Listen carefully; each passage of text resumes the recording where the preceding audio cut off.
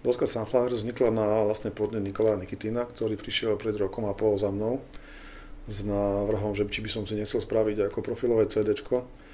Mne to pripadalo, že si robí srandu zo mňa najprv, ale potom, keď mi sa mi ponúkol, že to celé zmanéžuje a že by robil produkciu toho CDčka, tak som to začal brať vážne. No, mali to byť pôvodne 4 trombóny s rytmikou, ale potom sme uvažovali, že by to bolo asi trošku nudné zvukovo, tak sme prizvali hosty a vznikol z toho tentet v podstate. One, two.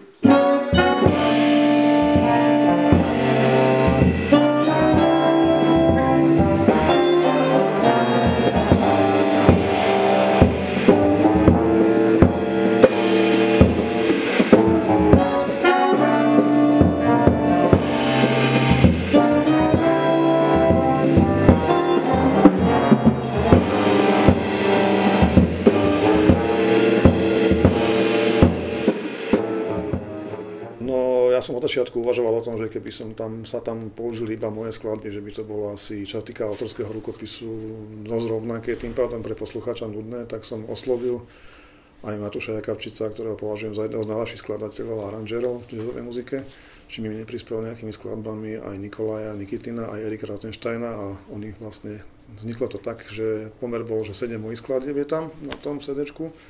2 napísal Matúš Jakabčic, 1 Erik Rothenstein a 1 Nikolaj Nikitin. Raz, 2, 3, 4, raz!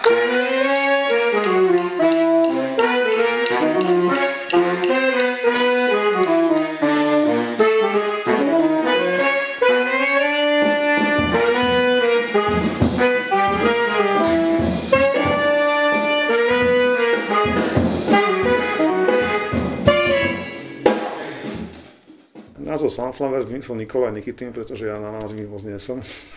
Lebo mu trombóny 4 pripomínali akože Kvety slnečníc, tak toho napadlo. Mne sa to celkom ako pozdávalo, tak som s tým súhlasil. Každého z tých muzikantov, čo som oslovil, poznám už dlhšie, hrávame spolu v iných zoskupeniach, takže vedel som, do čoho idem. Aj tie aranže som vlastne v podstate písal pre konkrétnych ľudí, aj som dával na to pozor pri aranžovaní, aby to proste sadlo ako košela na mieru jednotlivým hráčom a chcem sa im veľmi poďakovať, lebo ich práca bola naozaj veľmi profesionálna, prišli všetci pripravení.